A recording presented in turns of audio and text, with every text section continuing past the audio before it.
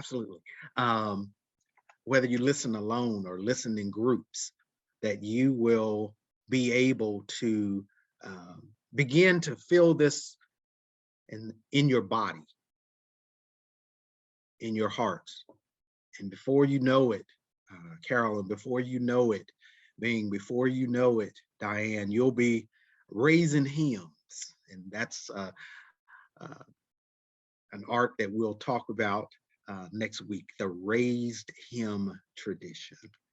So I'm going to pause right there and just see if there are any questions. I want to ask, sorry, I literally just kind of started talking and didn't look at my watch, but I know I can't talk forever today, even though I could. So what does our time look like? How much more time do we have? Well, I think that we could probably stretch for another 15 minutes Okay, and give people enough time to get, a fresh cup of coffee before church. okay, great. Well, I Um, wanted to pause right here and just see if there are any questions. Great. Uh, so whether it be questions of what you hope to hear, or if there's questions about anything that you've heard already that you'd like to hear more about. I have a question. Okay. Um, I've always wondered, I've always been curious. This is about the history. Why were um, churches allowed? Why weren't they something that was also crushed? Hmm.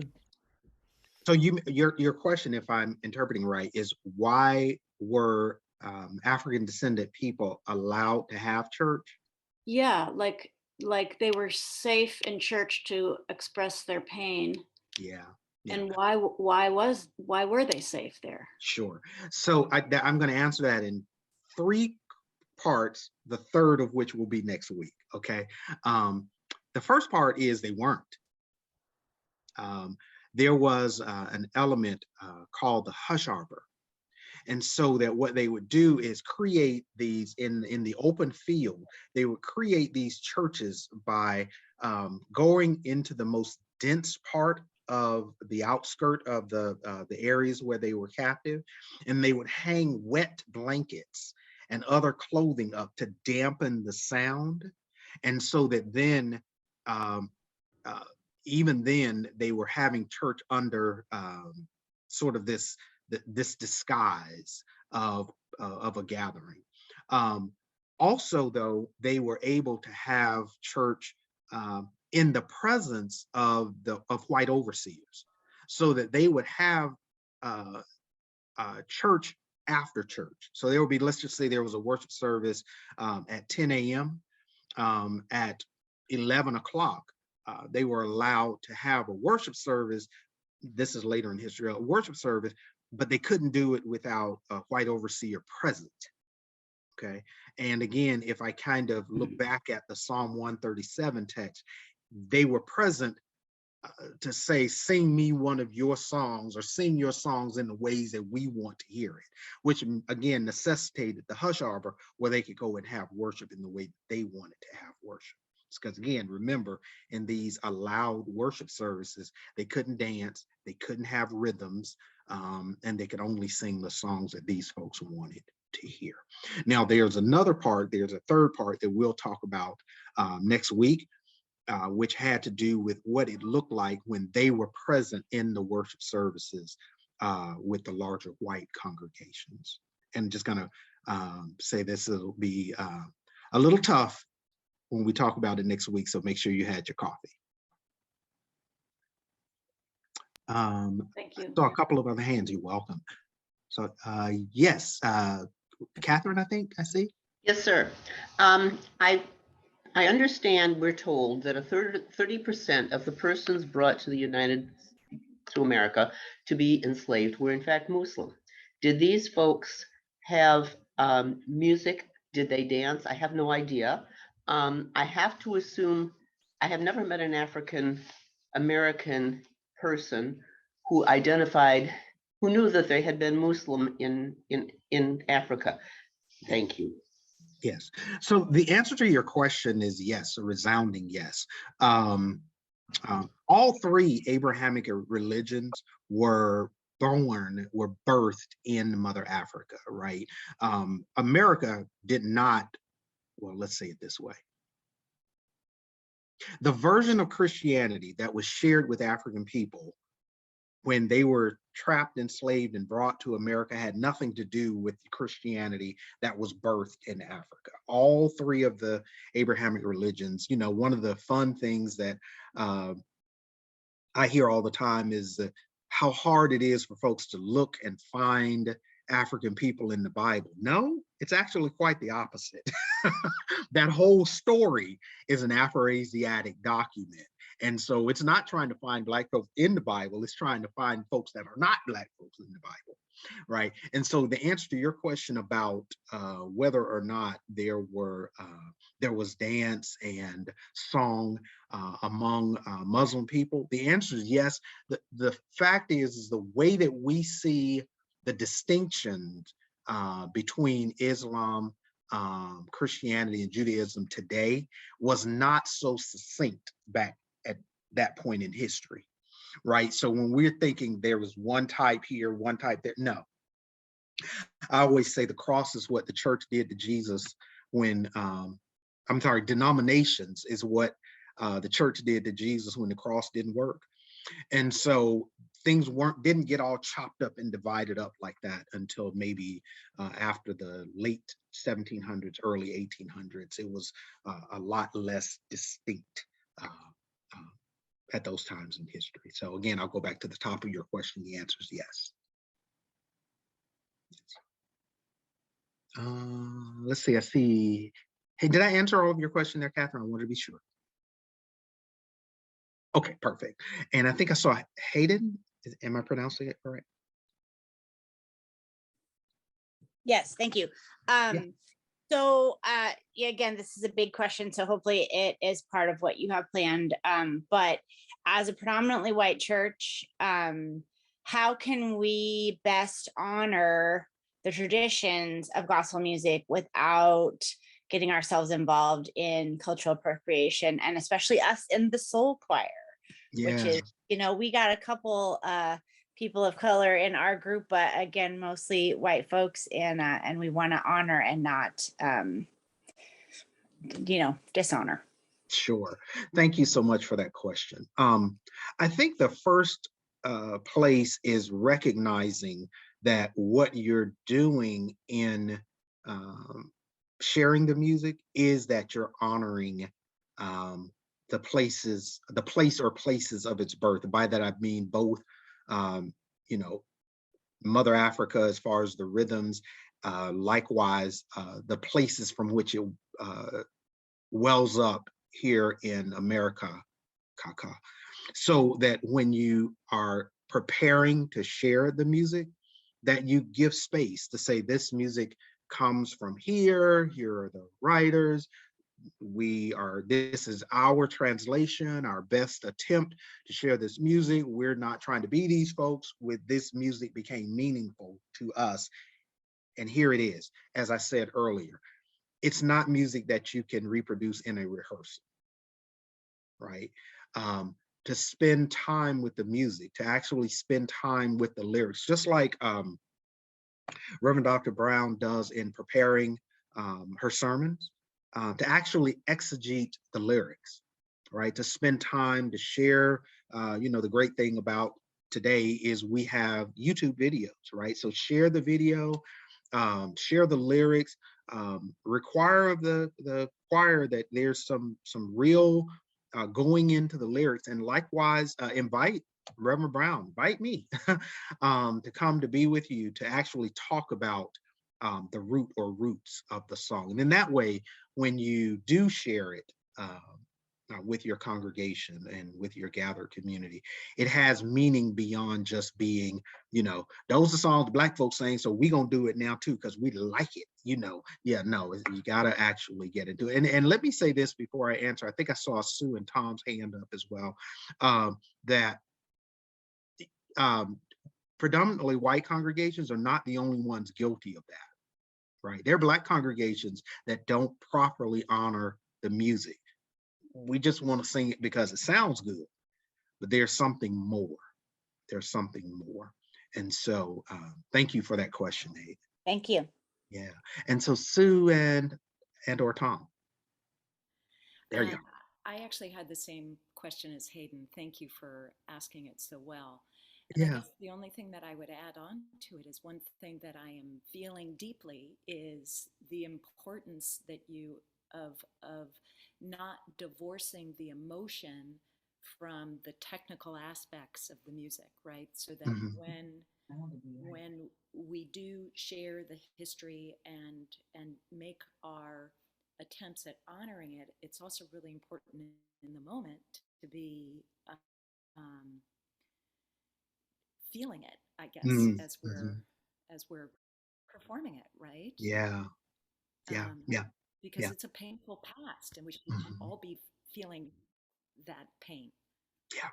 And it's thank you for that, Sue. It is an opportunity for all of us to be completely human, right? And that is read through it. Our larger social requires of us too often to execute, to get it in, to get it done, and we've even mis translated the text of sing unto the Lord a new song. And every week we got to have new music. No, sometimes if you sing it often, it allows the community to do exactly what I'm talking about. Sing the same song a couple of times a month, and then that way it can become a part of who they are. Those that join you each week, it can become and so that then again, as we said earlier, I mean, I grew up in a church where the song that we played, Won't It Be Grand, uh, Deacon Alonzo Parks, Deacon Alonzo Parks sang that song every Sunday the Lord gave. So if you didn't want to hear Won't It Be Grand, you could not come to church because he was going to sing that song. So it became a song of our community, not just one person could sing it or not just, it wasn't a choir song, it was a song of our community. So you're right, so that everyone can feel it. Allow people to hear the song or songs more than once. Thank you for that. Don't know what kind of time I'm going up with. I see Christine, and I'm going to answer a question that Catherine has here as I bring you forth. Christine, she asked, where did I grow up and what state, rural or urban? Here it is. I was actually raised in Metro Atlanta, but Metro Atlanta of the 60s. And we came from an area that was quasi-rural in 1960. Now, if you look at it today, you'd never know that there were dirt roads there. If you never know that my community had dirt roads when I was growing up. But yeah, my parents, however, came from deep rural South Georgia. In fact, again, Kelly and I talk. We may be related because our folks come from that part of South Georgia. And so, yeah. So Christine, I'm sorry. Yes. Well, thank you. I just what you were speaking of before, I would love to hear more about. What I'm hearing from you is switching it into more of just performative versus the whole community being able to express their experience. And what are ways that I'm curious, how we can do that more. I just think about used to be everybody would sing, and now it's kind of people, so many people are scared to sing because they are told they can't sing well, or they think only the good ones. And to me, music is something of a community and everyone has it in them, but that's not what the dominant culture is telling us. So I'd love to hear more about that at some point. Yeah. And so I'm going to answer your question, Christine, but yes, Catherine, that is correct. My parents were sharecroppers. My mother's family was, and so was my father's family. But yes, Christine, there's a book I'm going to send as soon as I can look it up, I'm going to send a copy of it, a link to Sari and to Reverend Dr. Brown. But at any rate, this book is, the title sounds something like iPod, YouTube, We Play, I think is the name of the book. It's something like that. And what it talks about is how at one point in history, we only sung together. And then the television changed everything, because then the screen went from the shot of the whole church down to just a picture of the pastor who was preaching. And then so the choir, which used to be bigger than the pulpit, had to be reduced to a soloist and or praise teams. And so then we got this other thing that kind of happened over here in the meantime, where Christian / gospel music was being recorded and actually played in places like Vegas, right? Shirley Caesar and the Caravans, right, did not get their fame out of the church. They got their fame in Vegas. And so what happens is, all of a sudden, as you said, it wasn't about how we sing together and give praise and thanks and share our pain in the worship together as a gathered community. It became about who's the best singer, right? Many churches have to, where's your music director? Sari, yeah, there she is. Sari, I can remember a time where us music directors, we got nothing. We got bumpkins because we were just leading a larger group of people, and we were just a part of who they were. And when I did start to, be paid as a music director, choir director, it was little or nothing. It was like gas money, right? Because it wasn't about who could sing the best. It was about who could bring everybody else along, right? And so now we're in a weird place. This weird place we're in right now is, unfortunately, our singing can kill somebody. Right, we have to be really careful because of the spread of the droplets. COVID is real. So how do we do that? And I say that in many places, spaces, I've been to your amazing church before, you can open up, have folks sitting all around a big, huge circle, facing forward, and just singing until you feel it. And again, we're going to get back to that day at some point where we're able to be close together. I'm trusting, but in the meantime, let's improvise. And just get in the biggest possible circles, especially when it gets a little warm again. And let's be outside, create our own hush arbors, right? And be able to sing unto our God. Amen. Amen. I am going to honor the time here. If I'm right, sorry, we're right at go home time. Is that about right? That is about right. Yes. Okay. And so as we prepare to depart here, and for you to go on to your next thing, I'm going to ask Kara to come back over one more time.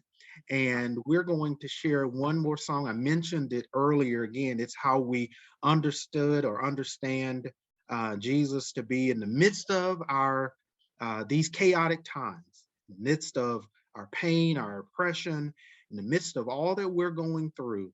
We serve Jesus who can fix it after a while. Amen. So I'm going to sing this, and then, sorry, you can take it from there. Sounds The great. old song goes, trouble in my way, trouble in my way. I have to cry sometimes.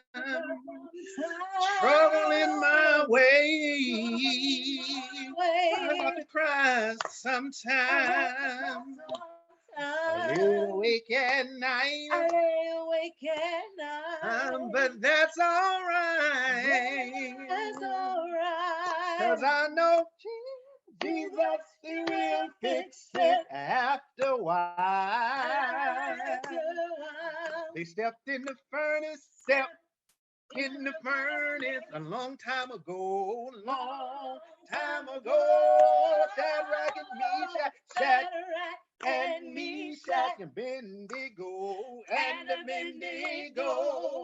They wasn't worried, they wasn't worried, because they knew what they knew. They know Jesus, Jesus, they will fix it. I know Jesus, Jesus, they will fix it. I know Jesus, Jesus, they will fix it.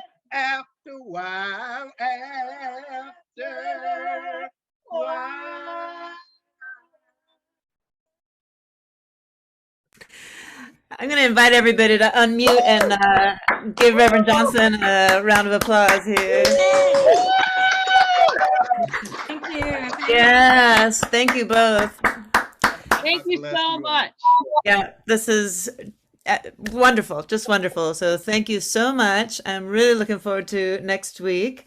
And everybody, you can spread the word. Of course, it's fine to just jump in next week if you notice a face that we're missing. And this is just so needed for our church. We are a congregation that is really seeking and exploring and trying to find our way forward into just more diversity, and it's just a sort of a halting, awkward journey, and but we're really committed to it, and your being with us today is it's really, really helpful, I think, for our whole church. So thank you so much for your presence today. It's And awesome. thank you for Thank you all singing for The having Storm is Passing Over. Yeah. Man, the storm is passing over. Yep. Amen. Hallelujah. Amen. Amen. You all Well, I have the don't know best what I was Sunday ever. expecting. Thank This you. has been amazing. I'm so Yeah. looking forward to it. So thank Yeah. you. Thank you.